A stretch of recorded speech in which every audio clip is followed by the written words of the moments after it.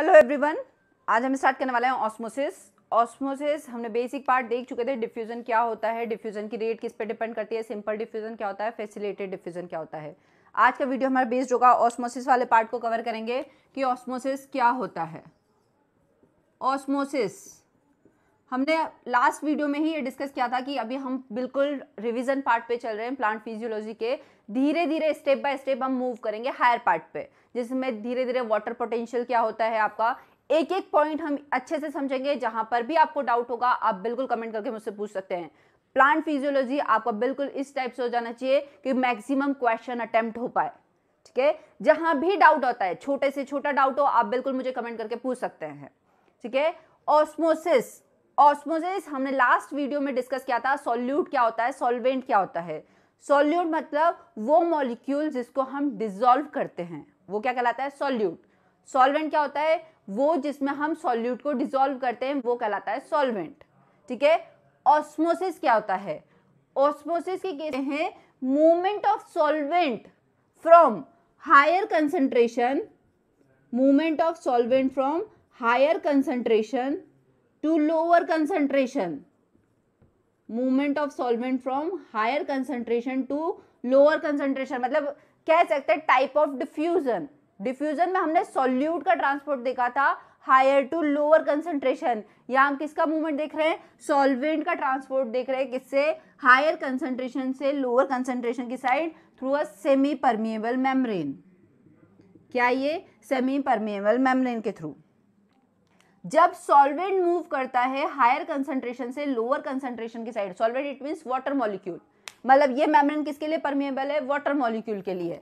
जब solvent move करेगा higher concentration से लोअर कंसंट्रेशन की साइड, तब वो प्रोसेस क्या कहलाएगी, ऑस्मोसिस। क्या होगा बेसिकली, ऑस्मोसिस। ध्यान से समझिएगा बिल्कुल। सॉल्वेंट का मूवमेंट हायर कंसंट्रेशन से लोअर कंसंट्रेशन की साइड इज कॉल्ड ऑस्मोसिस। ठीक है, ऑस्मोसिस की प्रोसेस में हम कहते हैं कि ऑस्मोसिस की प्रोसेस में जब भी मॉलिक्यूल या वाटर मॉलिक्यूल मूव करते हैं, किसके थ्रू मूव करते हैं, सेमी परमिएबल मेम्ब्रेन के थ्रू। किसके थ्रू मूव करेंगे, सेमी परमिएबल मेम्ब्रेन के थ्रू मूव करते हैं। ऑस्मोसिस की प्रोसेस में हम एक टर्म और पढ़ेंगे, osmotic pressure. Osmotic pressure, osmotic pressure किसका होगा, सपोज ऑस्मोटिक प्रेशर, ध्यान से समझिएगा, movement of solvent from higher concentration to lower concentration through a semi permeable membrane is called osmosis। ये बात करते हैं ऑस्मोसिस किसके केस में बात की जाती है, सॉल्वेंट के केस में। ठीक है, तो सॉल्वेंट के केस में हम ऑस्मोसिस की बात करेंगे। अब सॉल्वेंट के केस में जब हम ऑस्मोसिस की बात करते हैं, डिफ्यूजन और ऑस्मोसिस का बेसिक डिफरेंस ही होता है। डिफ्यूजन में हम सॉल्यूट का मूवमेंट कराते हैं लो हायर टू लोअर। डिफ्यूजन में किसका मूवमेंट कराएंगे, सॉल्यूट का, सॉल्यूट मूव करता है। ऑस्मोसिस में किसका मूवमेंट देख रहे हैं, सॉल्वेंट का। किसका मूवमेंट देख रहे हैं, सॉल्वेंट का, फ्रॉम हायर टू लोअर। दोनों कैसे जा रहे हैं, हायर टू लोअर।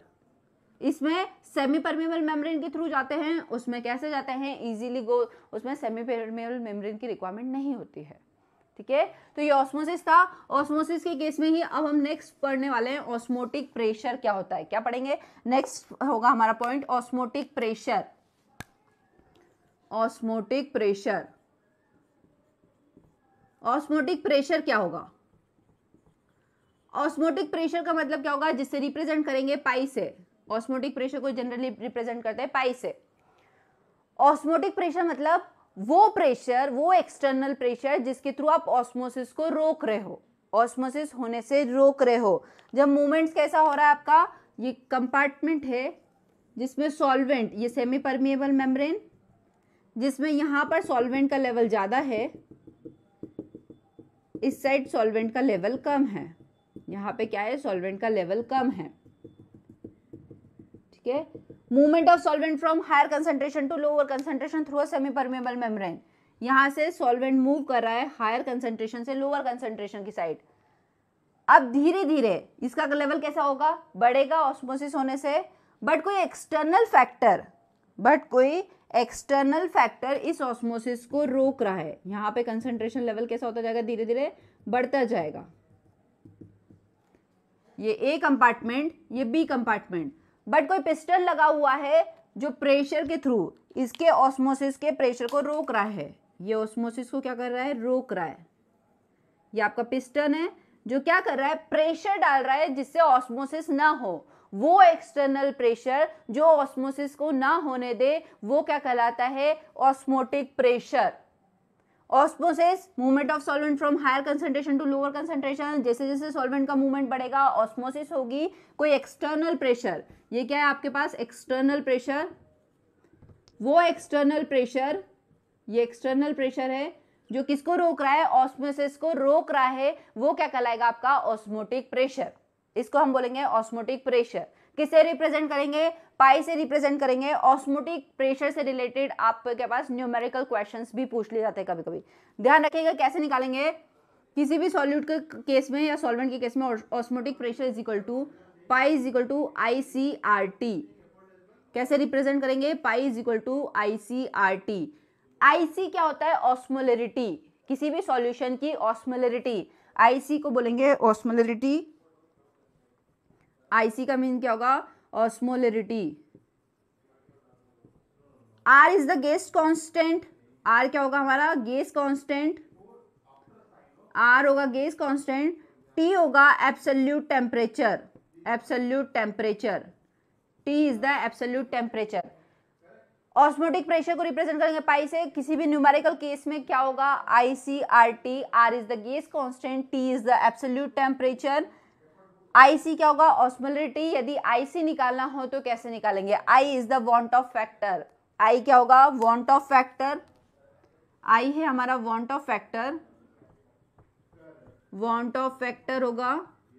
अब वांट ऑफ फैक्टर कैसे निकालोगे, वांट ऑफ फैक्टर कैसे निकालेंगे, और C क्या होगा, मोलर कंसंट्रेशन, क्या होगा, सॉल्यूट का molar concentration, molar concentration of solute, molar concentration of solute is C। ठीक है, अब कैसे निकालेंगे IC को। सपोज NaCl को हमने सॉल्वेंट में डिसॉल्व किया है, NaCl को किस में डिसॉल्व किया है, सॉल्वेंट में डिसॉल्व किया है। जब NaCl सॉल्वेंट में डिसॉल्व करेगा तो किन किन फैक्टर में टूट जाएगा, Na+ और Cl-। कैसे डिसॉल्व होगा, Na+ और Cl- में, मतलब उसके वांट ऑफ फैक्टर कितने हुए, I की वैल्यू क्या होगी, 2, I इज इक्वल टू 2। ठीक है, मोलर कंसंट्रेशन क्वेश्चन में गिवन होगा, कैसे निकालना है, R गेज कांस्टेंट और T is the temperature. 25 degree Celsius पे केल्विन में कैसे निकालेंगे, एब्सोल्यूट टेम्परेचर, वो होगा हमारा। तो ये होगा आपका, सपोज I की वैल्यू कैसे फाइंड आउट करते हैं वो। सपोज हो सकता है कोई मॉलिक्यूल डिसॉल्व ही ना हो, एज इट इज उसी फॉर्म में रहे, तब I अनडिसॉल्व कंडीशन में I की वैल्यू कैसे होगी, 1। ठीक है, डिसॉल्व कंडीशन में I की वैल्यू यदि डिसॉल्व होगा तो उसके वांट ऑफ फैक्टर्स पे डिपेंड करेगी, कितने फैक्टर्स में डिसॉल्व हुआ है, 2 में हुआ है, 3 में हुआ है, 4 में हुआ है। यदि नहीं डिसॉल्व हुआ है तो I की वैल्यू क्या होगी, 1। तो ये आपका ऑस्मोलरिटी, ऑस्मोटिक प्रेशर कैसे फाइंड आउट करेंगे उसको निकालने का फॉर्मूला है, pi is equal to ICRT। Osmotic pressure क्या होता है, अभी तक हम 2 कंसेप्ट देख चुके हैं, ऑस्मोसिस क्या होती है, ऑस्मोसिस के बाद हमने ऑस्मोटिक प्रेशर देखा। अब थर्ड पॉइंट हम डिस्कस करने वाले हैं टोनिसिटी पे, इसी वीडियो में डिस्कस करेंगे टोनिसिटी। टोनिसिटी क्या होता है, टोनिसिटी का मतलब होता है कोई एक्सटर्नल इन्वायरमेंट या कोई एक्सटर्नल सॉल्यूशन सेल की परमेबिलिटी को चेंज कर दे, मतलब सेल की ऑस्मोसिस को चेंज कर दे, सेल के वॉल्यूम को चेंज कर दे। कैसे कोई एक्सटर्नल सॉल्यूशन सेल के वॉल्यूम पे इफेक्ट करेगा, सेल की परमेबिलिटी या सेल के ऑस्मोसिस पे इफेक्ट करेगा। सबसे बेस्ट एग्जांपल इसमें टोनिसिटी में हम देखते हैं, टोनिसिटी,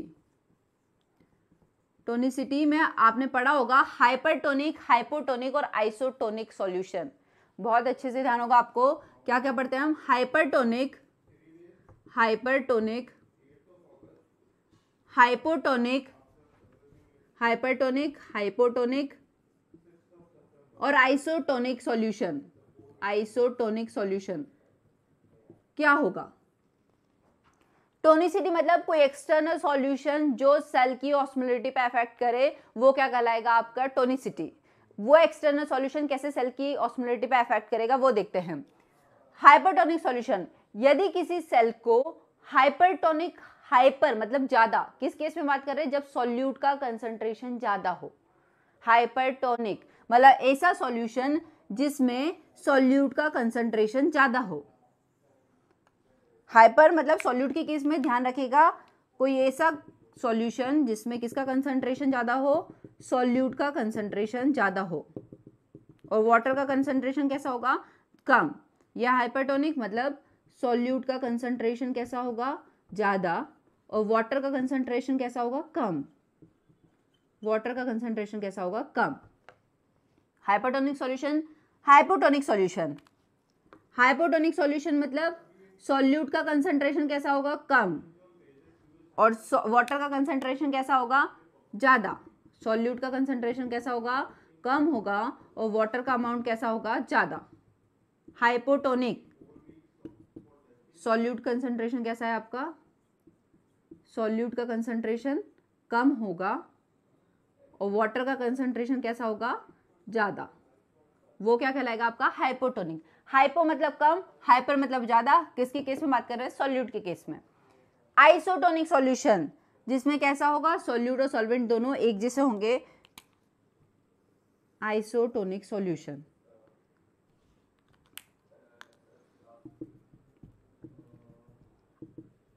ठीक है, अब क्या होगा, यदि हम किसी सेल को सबसे पहले हाइपरटोनिक सॉल्यूशन में डालते हैं, सपोज आरबीसी ले लो, आरबीसी को हमने किस में डाला, हाइपरटोनिक सॉल्यूशन में डाल दिया, या किसी भी सेल को हमने हाइपरटोनिक सॉल्यूशन में डाला। जैसे ही सेल को हाइपरटोनिक सॉल्यूशन में डालेंगे, सेल के अंदर वाटर का लेवल कैसा था, सेल के अंदर वाटर का लेवल ज़्यादा था और सॉल्यूट का लेवल कैसा था, कम था। सॉल्यूट लेवल कैसा होगा, कम। ठीक है, यहाँ क्या था, वाटर का लेवल ज़्यादा। ऑस्मोसिस के केस में हमने देखा था movement of water from higher concentration to lower concentration. Osmosis क्या होगी, ऑस्मोसिस को अफेक्ट करेगा ये। यहाँ पे वाटर पोटेंशियल एक टर्म आती है, वाटर पोटेंशियल मतलब वो वाटर की एनर्जी जो उसको काम करने के लिए ज़रूरी हो, वो वाटर पोटेंशियल कराती है। जितना ज़्यादा सॉल्यूट डालोगे, वाटर पोटेंशियल कैसा होता जाएगा, नेगेटिव की साइड मूव करता जाएगा। एक इंडिविजुअल टॉपिक आएगा वाटर पोटेंशियल पे, जिसमें आपको बहुत इजीली और बहुत अच्छे से समझ में आएगा कि वाटर पोटेंशियल क्या होता है। अभी सिंपल सा ऑस्मोसिस के केस में ध्यान रखो, जहाँ पे वाटर का लेवल क्या था, कम था, सॉल्यूट का लेवल ज़्यादा था। जैसे ही आपने किसी भी सेल को किसी हाइपरटोनिक सॉल्यूशन में डाल दिया, तो उस कंडीशन में सेल के अंदर वाटर का लेवल ज़्यादा हो गया और सेल के बाहर वाटर का लेवल कम था, तो वाटर मूव करके कहाँ जाएगा, आउटसाइड। कहाँ आ जाएगा, बाहर। मीडियम में वाटर मूव करेगा, ऑस्मोसिस के थ्रू मीडियम में मूव करेगा, जिसके कारण ज़्यादा सेल के अंदर से ज़्यादा वाटर बाहर चला गया। तो सेल कैसे हो गई, प्लाज्मोलाइज्ड हो गई, या सेल श्रिंक हो जाएगी। सेल कैसे हो जाएगी, श्रिंक हो जाएगी। याद हो तो 11th-12th में किशमिश का एग्जांपल पढ़ते थे, किशमिश को पानी में भिगो तो कैसा होगा, यदि ग्रेप्स को पानी में डालो तो क्या होगा, सूखे हुए ग्रेप्स। तो ये अलग अलग एग्जांपल्स हैं आपके पास। तो वाटर पोटेंशियल हाइपरटोनिक सॉल्यूशन में कि इसमें क्या होगा, यदि सेल को डाला, वाटर पोटेंशियल ज़्यादा था, वाटर कहाँ मूव करा, आपके हायर वाटर मॉलिक्यूल के कंसंट्रेशन से वाटर मॉलिक्यूल कहाँ गए, लो कंसंट्रेशन की साइड। मतलब सेल कैसी हो जाएगी, श्रिंक। सेल क्या हो जाएगी हमारी, श्रिंक या प्लाज्मोलाइज्ड। सेल कैसे हो जाएगी, श्रिंक या प्लाज्मोलाइज्ड कंडीशन। क्या कहेंगे, प्लाज्मोलाइज्ड। प्लाज्मोलाइज्ड, ठीक है। ये था हाइपरटोनिक सॉल्यूशन के केस में। बात करते हैं हाइपोटोनिक सॉल्यूशन के केस में।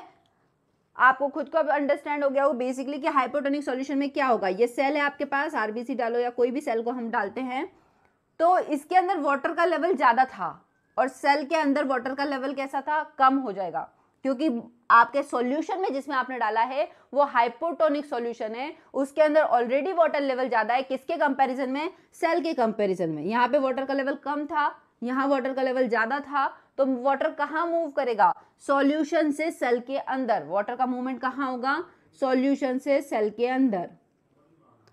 वाटर का मूवमेंट हो गया सॉल्यूशन से सेल के अंदर। ज़्यादा से ज़्यादा वाटर सेल के अंदर मूव करेगा। यदि ज़्यादा से ज़्यादा वाटर सेल के अंदर मूव करेगा तो सेल की वॉल पे एक टर्गर प्रेशर जनरेट होगा।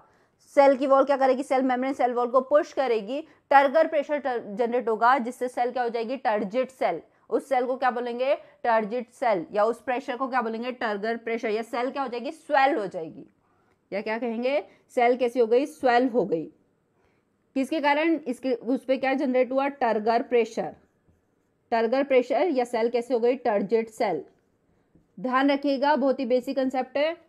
जब सेल को हाइपोटोनिक सॉल्यूशन में डालेंगे, हाइपोटोनिक सॉल्यूशन मतलब वाटर का अमाउंट, वाटर का कंसंट्रेशन लेवल ज़्यादा था, सॉल्यूट का कंसंट्रेशन लेवल कम था, इस कंडीशन में सेल के अंदर सॉल्यूट का लेवल क्या था, बेसिकली सेल के अंदर वाटर का लेवल क्या था, कम था, तब ऑस्मोसिस होगी, सेल वाटर मॉलिक्यूल कहाँ मूव करेगा, हायर कंसंट्रेशन से lower concentration through a semi permeable membrane, semi permeable के मेम्ब्रेन के थ्रू इनसाइड मूव करेगा। जैसे ही वो अंदर जाएगा सेल कैसी होगी, स्वेल होगी, फूलेगी सेल, सेल में टर्गर प्रेशर जनरेट होगा, उस सेल मेम्ब्रेन किस पे, सेल वॉल पे प्रेशर डालेगी, जिसके कारण क्या होगा, एक टर्गर प्रेशर जनरेट होगा। इस सेल को क्या कहेंगे, टर्जिट सेल। क्या कहा जाएंगे, टर्जिट सेल। तो ये था आपका हाइपोटोनिक सॉल्यूशन। हाइपरटोनिक और हाइपोटोनिक हम देख चुके हैं।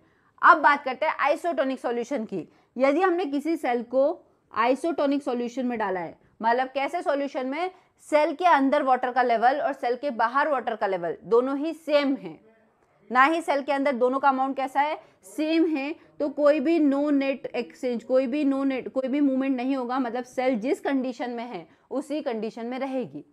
दोनों के अंदर वाटर लेवल कैसा है, इक्वल है, वाटर का अमाउंट इक्वल है, सॉल्यूट का कंसंट्रेशन लेवल भी इक्वल है, मतलब कोई भी नेट मूवमेंट नहीं होगा, वाटर मॉलिक्यूल ना ही अंदर से बाहर जाएगा ना ही बाहर से अंदर आएगा। तो इस कंडीशन में क्या होगा, आइसोटोनिक की कंडीशन में सेल कैसी, फ्लैसिड स्टेज में ही रहेगी। ध्यान रखिएगा, फ्लैसिड स्टेज मतलब सेल उसी कंडीशन में बनी रहेगी जिस कंडीशन में वो प्रीवियस थी, उसमें कोई भी चेंजेस नहीं होंगे ऑस्मोसिस के कारण। तो वो कंडीशन क्या होगी, फ्लैसिड कंडीशन होगी, नो नेट गेन या नो नेट मूवमेंट या कोई भी चेंजेस नहीं होंगे, सेल एज इट इज अपनी प्रीवियस कंडीशन में बनी रहेगी। तो ये था ऑस्मोटिक टोनिसिटी क्या होती है, hypertonic solution, hypotonic solution, isotonic solution, कब सेल श्रिंक होगी, कब सेल स्वेल होगी या टर्जिट होगी, कब सेल फ्लैसिड स्टेज में रहेगी, आइसोटोनिक सॉल्यूशंस क्या होते हैं, ये सब हमने हमारे आज के वीडियो में देखा। आई होप आपको ऑस्मोसिस क्या होता है, ऑस्मोटिक प्रेशर क्या होता है, टोनिसिटी क्या होता है, डिफरेंट टाइप के सॉल्यूशंस क्या होते हैं, ये सब क्लियर होगा। यदि ऑस्मोटिक के प्रेशर के टर्म में यदि आपको न्यूमेरिकल पूछे जाए तो कैसे सॉल्व करेंगे वो हमने देखा। और क्लियर करने के लिए एक न्यूमेरिकल बेस्ड वीडियो हम बनाएंगे जिसमें केवल आपको न्यूमेरिकल दिया जाए कि डिफरेंट टाइप के न्यूमेरिकल्स लाएंगे, जिसमें सॉल्व करें आप तो आपको और क्लियर हो जाएगा कि ऑस्मोटिक प्रेशर कैसे निकालते हैं। ठीक है, तो ये था बेसिक कंसेप्ट, बिल्कुल रिवीजन वीडियो आपके लिए कि कैसे डिफ्यूजन होगा, कैसे ऑस्मोसिस होगी। अब हम मूव करेंगे, हमारा नेक्स्ट वीडियो मूव होगा वाटर पोटेंशियल की साइड। किस पे मूव होगा, हमारा आने वाला वीडियो बेस्ड होगा कि वाटर पोटेंशियल क्या होता है, कहाँ वाटर पोटेंशियल, प्लांट में वाटर पोटेंशियल क्यों जरूरी है, क्योंकि हम पढ़ने ही क्या वाले हैं अब, प्लांट फिजियोलॉजी, जो बेसिकली जनरली प्लांट बॉटनी के स्टूडेंट्स को डील करते हैं, बट हम भी इतने अच्छे से पढ़ेंगे कि इजीली हमें क्लियर हो जाएगा। प्लांट फिजियोलॉजी के केस में नेक्स्ट और मोस्ट इंपॉर्टेंट कि वाटर पोटेंशियल क्या होता है, कहाँ पर वाटर पोटेंशियल ज्यादा होगा, कैसे पानी मूव करता है। हम क्या तो देखते हैं वाटर जनरली रूट से लीफ की साइड मूव करता है, बट कैसे, how is it possible, water कैसे मूव करेगा, क्या होता है, जाइलम क्या होते हैं, फ्लोएम क्या होते हैं, कंडक्टिव टिश्यू क्या होते हैं, ये सब हम डिटेल में पढ़ेंगे। यदि आज का बेसिक वीडियो आपकी स्टडी के लिए हेल्पफुल है तो प्लीज वीडियो को ज्यादा से ज्यादा लाइक करें, चैनल को ज्यादा से ज्यादा सब्सक्राइब करें। Thank you.